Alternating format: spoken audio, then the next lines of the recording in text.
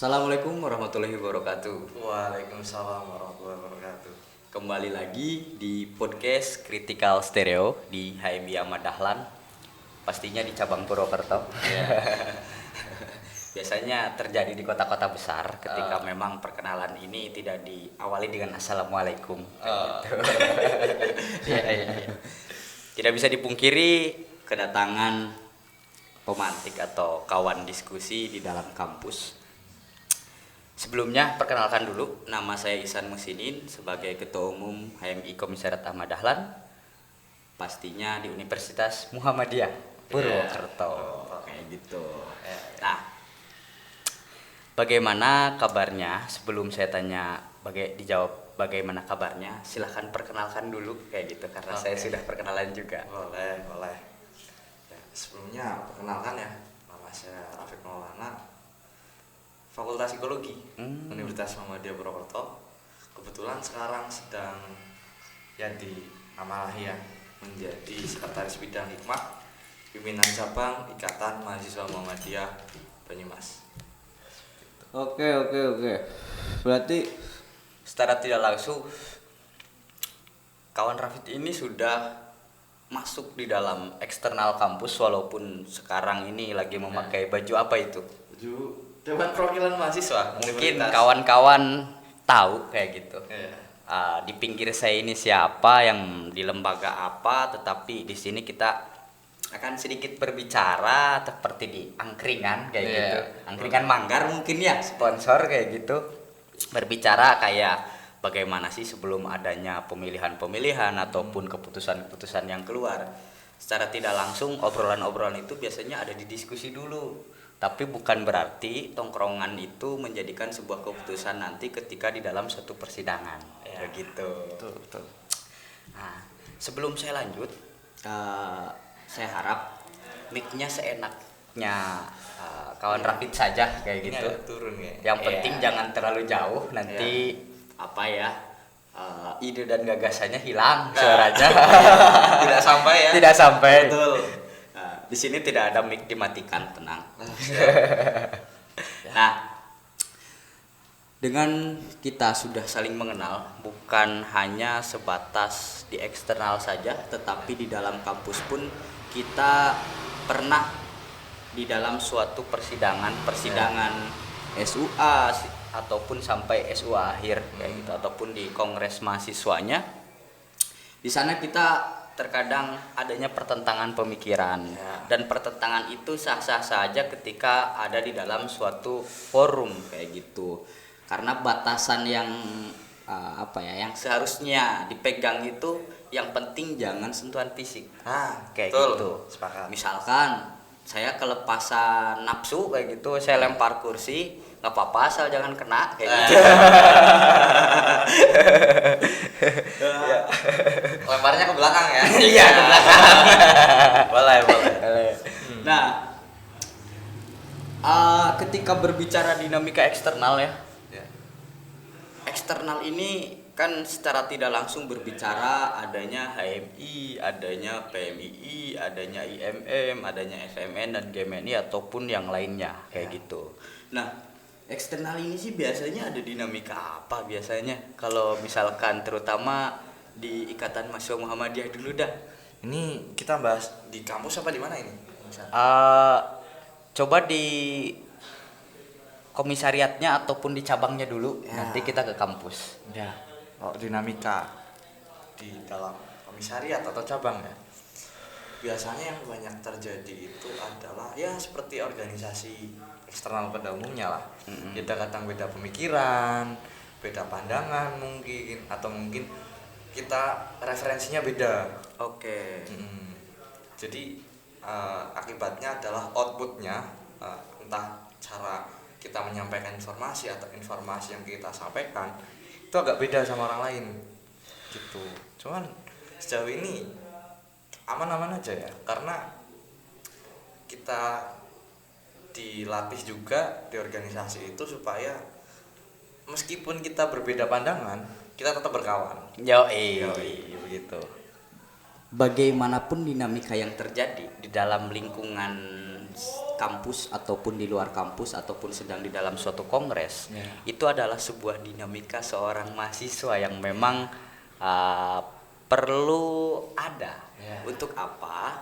Pertama mental, kedua literasi yang sudah kita baca di sana kan secara spontan itu akan keluar kayak gitu. Ketika berbicara bagaimana melihat adanya sentimen atau apapun itu kan dilihat bukan dari sebuah fakta lapangan kayak gitu. Karena kebetulan kita ini dari organisasi Islam ya. Iya. Betul, organisasi Islam ini. Ya. Makanya saya buka dengan assalamualaikum kayak gitu. Waalaikumsalam. Ya. Betul.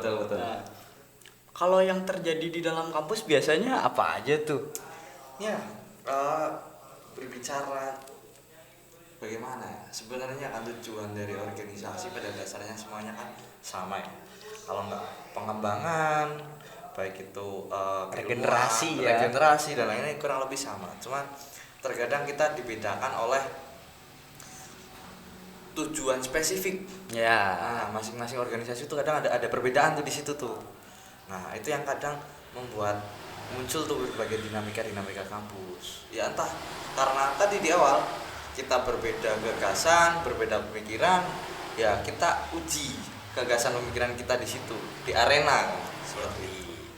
Nah, dengan adanya pertengkaran pemikiran, dengan adanya hal-hal yang memang pastinya kan kita menguji apa yang sudah kita katakan toh. Ya, betul. Tidak mungkin kita menguji apa yang belum kita katakan. Betul. Nah, dengan adanya dinamika yang memang sedang berjalan, apapun keputusan yang keluar, karena itu secara tidak langsung bagaimana berbicara, kita belajar di eksekutif itu seperti apa, di legislatif itu seperti apa kayak gitu. Betul. Dan di yudikatif seperti apa. Betul. Nah, kebetulan saya juga di yudikatif. Betul. Kayak gitu. Nah, di yudikatif dan di legislatif berarti ya? Ya. Nah, ini itu hal yang memang baunya itu hukum banget.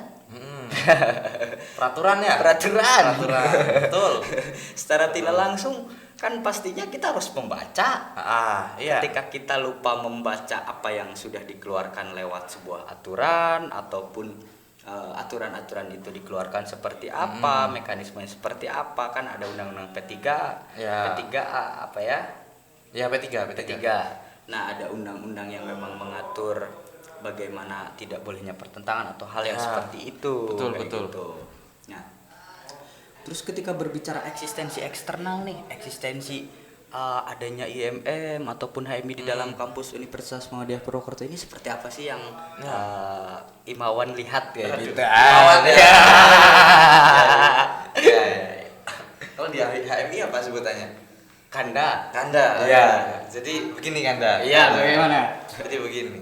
Kalau kita berbicara eksistensi ya nggak bisa kita pungkiri memang semakin kesini kan eksistensi dari teman-teman di eksternal ini juga semakin menurun ya. Cuman kita tetap harus punya inovasi gitu. Jadi beberapa inovasi yang memang bisa menggait teman-teman mahasiswa buat ikut, terus bisa menggait masyarakat juga, terus bisa menggait kampus mungkin gitu. Dalam prosesnya itu banyak kok acara-acara yang kemudian diadakan oleh teman-teman khususnya di IMM gitu ya, dan mungkin di teman-teman ekstra lain di HMI, FMN dan lain-lain dengan metode dan landasan berpikir masing-masing kayak gitu. Oke, nah salah satu sebuah acara yang memang menaikkan sebuah eksistensi secara literatur itu biasanya apa kalau di IMM itu? Iya, kalau di IMM itu kan kita ada sistem perkaderan ya.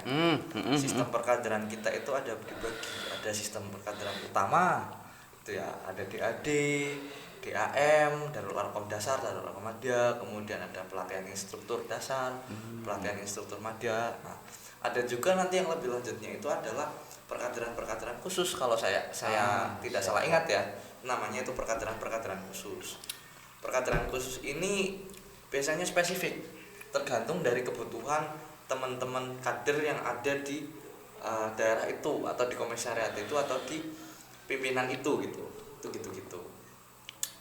contohnya bisa kalau misalkan di IMM itu, kalau di Banyumas itu ada 2 perkaderan khusus tadi ya, perkaderan khusus yang memang punya fokus. Yang pertama adalah pondok profetik ya, itu kita membahas ilmu sosial profetik yang digagas oleh Profesor Puntojiwo. Sama yang terakhir adalah ada Madrasah Asyasah. Madrasah Asyasah itu membahas lebih ke arah politiknya nih. Politiknya kalau tadi itu adalah intelektualnya, kalau ini adalah ilmu politiknya. Oke. Nah, kalau acara sosial yang diselenggarakannya itu ada acara apa tuh? Kalau periode ini ya, di teman-teman pimpinan cabang itu itu ada sebuah kegiatan yang namanya aksi Banyumas. Nah, aksi itu kita datang ke sebuah desa, kemudian kita cari permasalahan desa itu apa, kita cari pengembangan atas permasalahan itu apa, dan nanti akhirnya ada di penutupnya itu semacam bagi-bagi sembako murah ya kan, cek kesehatan dan lain-lain, itu nanti arahnya ke sana. Karena berbicara sandang pakan paman atau sandang pangan papan kayak gitu kan. Hal itu adalah hal yang utama bagi masyarakat yang memang sudah masuk di dunia nyata kayak gitu. Betul. Nah, sebelum dilanjutkan, karena di sini ada sedikit makanan ataupun air putih, silahkan diminum dulu. Boleh. Nah, secara tidak langsung dengan adanya acara seperti ini itu untuk pertama eksistensinya, untuk mengenalkan setiap eksternalnya, terutama IMM dan HMI di sini. Sebenarnya kita itu tidak punya masalah apa-apa loh. Cuman karena di dalam suatu kongres itu hanya ada sedikit aja kata-kata yang memang secara diksi ataupun secara, kalau kepentingan terlalu jauh ya. Terlalu nanti lah itu. Terlalu jauh. Mungkin itu untuk setelah kita lulus kuliah kayak gitu. Betul. Yang memang bagaimana sih jiwa semangat seorang mahasiswa untuk berargumentasi atas buku yang mereka sudah baca kayak gitu kan. Nah, saudara ini biasanya pakai referensi apa sih ketika memang mempelajari tentang dinamika publik ataupun bagaimana gaya komunikasi, karena itu tidak bisa dipungkiri ketika memang kita lagi speak up di dalam suatu forum ataupun kongres, itu kan perlu diperhatikan gitu. Berbicara gitu ya, penyampaian. Kalau berbicara referensi, sebenarnya saya nggak ada referensi yang baku-baku banget ini, harus baca ini, harus baca itu, enggak. Cuman yang paling menjadi dasar utama adalah teman-teman sekarang di mahasiswa itu harus mengembangkan lagi budaya diskusi. Pertama diskusi dulu. Kenapa diskusi dulu? Karena dia nanti sebagai pintu untuk membuka ke arah bacaan-bacaan yang lain. Gitu. Nah, nanti lebih lanjut teman-teman bisa membaca pengantar ilmu filsafat itu ya. Itu kan banyak versi itu. Dari masing-masing penulis itu ada sendiri itu. Banyak pengantar ilmu filsafat. Kemudian kalau saya karena dari basicnya ilmu psikologi kan, mempelajari manusia, ya lebih lanjut lagi biasanya ada filsafat manusia. Kalau pengarangnya saya lupa siapa, itu salah satu tokoh psikolog juga itu di Indonesia. Saya lupa nama pengarangnya siapa, cuman ada namanya buku Filsafat Manusia. Itu dasar kami dipelajari di psikologi itu salah satunya. Kalau saya sendiri ketika untuk berargumentasi atau hal yang seperti itu biasanya belajar secara bagaimana sih gaya bicara kita kayak gitu. Itu di buku sebelum filsafat, terus bagaimana logical fallacy yang memang dikeluarkan oleh Faridin Faiz kayak gitu. Karena secara tidak langsung filsafat itu ada di semua lini kayak gitu. Hampir semua prodi itu ada aja pengantarnya kayak gitu. Betul sekali. Terus yang kedua berbicara hukum, ya karena kebetulan saya anak fakultas hukum kayak gitu, dan semua prodi pun ada aturannya kayak gitu. Betul. Nah, hal-hal yang seperti itulah yang memang perlu ada dalam suatu kegiatan-kegiatan mahasiswa untuk mereka bisa menyampaikan ada isinya, terus bagaimana ilmu negosiasinya. Ya. Nah, hal-hal yang seperti itulah yang memang perlu kita tingkatkan. Betul. Kayak gitu. Betul. Bagaimana kita berbicara memakai bahasa nasional, Ya. karena secara tidak langsung kita ada perbedaan bahasa ibu. Ya betul. Bahasa ibu saya Sunda, Bahasa ibu saya Jawa. iya. Ya. Nah, dengan adanya perbedaan itu berarti adanya sebuah tantangan dalam sebuah forum formal untuk kita berbicara bahasa nasional. Kayak Menyatukan gitu. ya. Betul. Menyatukan bahasa-bahasa ibu Karena yang berbeda. yang saya lihat di UMP ini tidak hanya ada satu pulau Jawa saja kayak gitu. Betul. Dengan adanya banyaknya mahasiswa yang hadir ke UMP ini, pastinya kan kita harus bisa memakai bahasa internasional dan nasional. Nah, kalau berbicara adanya suatu peran eksternal sebagai wadah untuk mahasiswa-mahasiswa ketika memang mau masuk ke internal ataupun langsung ke internal dulu atau ke eksternal dulu itu bagaimana sih? Jadi gini, saya pernah dengar suatu ungkapan ya dari beberapa, kalau di istilah kan kita kenal senior ya. Siap. Senior gitu, Siap. orang-orang lama gitu. Itu jadi bagaimana organisasi ekstra itu menjadi wadah penggodokan dulu teman-teman mahasiswa. Kalau misalkan di IMM itu kita kenal dengan yang namanya trilogi. Trilogi. Siap. Itu sebagai ideologi dasar teman-teman IMM dalam bergerak. Ada berarti kawan-kawan di IMM itu ada trilogi. Trilogi. Ya. Oke, kalau di HMI itu ada di NDP biasanya iman, ilmu, amal. Sama aja. Tiga. Itu ada 3. Ya. Iman, ilmu, amal. Coba. Gitu. Kalau trilogi, kita berbicara trilogi itu kan intinya aja lah ya. Secara singkatnya aja itu ada 3 itu kan. Ada pertama ada religiositas, humanitas, intelektualitas. Jadi kalau kita bergerak itu harus ada landasan religinya, landasan humanisnya, dan yang terakhir landasan intelektualnya. Itu dulu. Jadi nanti perannya teman-teman eksternal itu adalah menggodok dasar berpikirnya teman-teman mahasiswa utamanya kan, karena kita berbicara eksternal mahasiswa. Menggodok pemikiran mahasiswa supaya kalau kita jalan itu punya landasan yang jelas. Oke. Nah, hal yang seperti itu pastinya bukan berarti setiap tahun itu ada penurunan, tetapi setiap tahun ada pergeseran bagaimana eksistensi sebuah organisasi. Kayak gitu. Karena kita tidak bisa selalu tiap tahun dibandingin bagaimana sih mahasiswa sekarang dengan mahasiswa dulu kayak gitu. Betul. Kok lebih kritis atau lebih seperti apa? Itu kan beda zaman. Yang memang yang menyamakan itu hanya literatur kayak gitu. Karena semakin kesini ketika kita akses jurnal-jurnal itu sudah banyak. Betul. Nah, secara tidak langsung semua orang saya yakin punya handphone. Ya.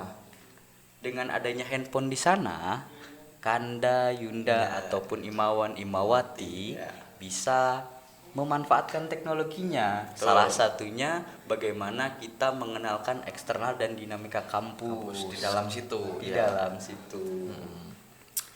Oke. Nah, terkadang ketika kita bertemu di dalam suatu acara-acara ataupun bertemu di dalam acara formal ataupun non formal, biasanya kan kita ada yang namanya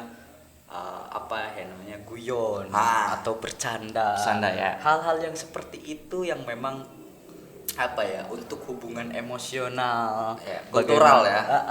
Bagaimana kita bisa berkomunikasi dengan adanya perbedaan eksternal yang memang kita ikuti kayak gitu. Nah, sejauh ini dinamika eksternal ini apakah sudah mulai gencar dengan kerjasama literasi atau belum yang saudara lihat? Ya, jadi gini ya, kadang kita perlu adanya sebuah diskursus gitu ya, yang membahas bagaimana. Pertama kan ada substansinya dulu nih. Substansi dari adanya teman-teman eksternal itu apa gitu. Kemudian nanti lebih lanjutnya itu adalah implementasi dari substansi yang tadi dibahas. Tuh. Nah, melihat kondisi sekarang itu terjadi apa ya, semacam penyekatan mungkin pemisahan kalau saya melihat. Jadi penyekatan itu kayak seolah-olah kalau HMI sendiri, Ya, IMM sendiri, Iya. FMN sendiri, nanti KMNI dan lain-lain PMI sendiri-sendiri. Nah, padahal seharusnya kita kan bisa gitu bertukar pikiran ya kan, kemudian nanti barangkali lebih lanjutnya ada kolaborasi juga di situ ya kan, untuk ya kita sama-sama meningkatkan pertama ada eksistensi dari teman-teman eksternal mahasiswa, kemudian ada impact juga kan teman-teman eksternal mahasiswa, mungkin seperti itu sih. Jadi kalau sekarang saya lihat masih agak kurang gitu, gitu masih agak kurang. Berarti secara tidak langsung untuk kawan-kawan yang memang mengikuti eksternal, kita harus bisa membangun hubungan emosional, terus kita berdiskusi tentang referensi yang kita baca itu buku apa saja, bertukar buku-buku yang memang sebagai landasan untuk mereka bisa bergerak, ataupun inovasi-inovasi gagasan yang ingin mereka laksanakan bersama dengan perbedaan eksternal tersebut, kayak gitu. Oke, Mungkin karena ini tambahan pengisan. apa gimana? Kayaknya kita harus lebih terbuka ya, Oke. lebih terbuka. Mungkin satu hal yang perlu kita tanamkan di awal adalah berbeda atau tidak sama itu belum tentu bahwasanya ketika kita berbeda kemudian kita nggak berkawan. Ya. Ya, kemudian ketika kita berbeda kemudian kita nggak ngobrol, Iya. kita nggak komunikasi, kita nggak ada hubungan emosional tadi yang disebutkan. Jadi lebih itu, dan perlu ditekankan lagi bahwasanya ada satu istilah barat yang mengatakan manusia itu harus bisa agree to disagree. Artinya adalah menerima perbedaan. Yoi. Kita sepakat karena kita tidak sepakat. Nah, Bung Isan dengan mungkin tadi iman, ilmu amal. ilmu amal, saya dengan religiusitas, humanitas, intelektualitas, mungkin secara penafsiran berbeda, tapi ya kita sepakat bahwasanya perbedaan itu ya nggak apa-apa gitu loh. Kita bisa jalan dengan metode masing-masing tanpa harus kita memisahkan diri antar satu sama lain. Kita lebih terbuka saja begitu. Agree to disagree itu penting. Begitu. Oke. Nah, berbicara bagaimana sih paradigma kritis yang memang harus terus dibangun agar orang-orang yang memang masuk ke dalam eksternal Ya. ataupun masuk ke dalam internal kampus, eksekutif, legislatif, dan yudikatif ini tetap semangat ketika berbicara adanya MBKM itu sebagai pembantu juga. Secara tidak langsung kita bisa juga turun ke lapangan yang memang diberikan legalitas yang yang dikeluarkan oleh kampus ataupun pemerintah, ya. kayak gitu. Betul. Nah, closing statement bagaimana sih dinamika eksternal ataupun eksistensi eksternal yang memang harus sama-sama hidup agar kampus ini kampus yang memang merah ataupun kampus yang karena Muhammadiyah secara tidak langsung nama komisariat saya itu Ahmad Dahlan. Betul. Muhammadiyah banget. Muhammadiyah banget Iya. toh, Iya. kayak gitu. Jadi ketika berbicara, lah kok HMI nama komisariatnya Ahmad Dahlan, kayak gitu. Secara tidak langsung kita pun beradaptasi untuk memahami apa sih itu Ahmad Dahlan, itu tokohnya itu seperti apa, kayak gitu. Nah, kalau di HMI itu pendirinya itu ini yang memang dulunya itu seorang aktivis yang memang sangat sederhana, kayak gitu. Nah, dengan adanya kesederhanaan itu ada cerita kocak di dalam suatu kongres. Pendirinya itu karena memang dia tidak dikawal, dia masuk kongres dan tidak dikenal oleh anggota kongres, kayak gitu. Nah, itulah hal-hal cerita lucu yang memang secara tidak langsung bagaimana sih orang-orang yang berorganisasi ketika diberikan amanah menjadi ketua itu bisa tawadu ataupun tidak terlalu menjual namanya sebagai ketua gitu. Tapi kita sama-sama membangun dan diberikan tanggung jawab untuk sama-sama bisa berjalan bersama. Beriringan ya. Beriringan. Oke. terima kasih untuk kawan-kawan, tetap pantengin Critical Stereo di TikTok dan YouTube. Jangan lupa untuk subscribe ataupun like dan ikutin. Terima kasih. Wassalamualaikum warahmatullahi wabarakatuh.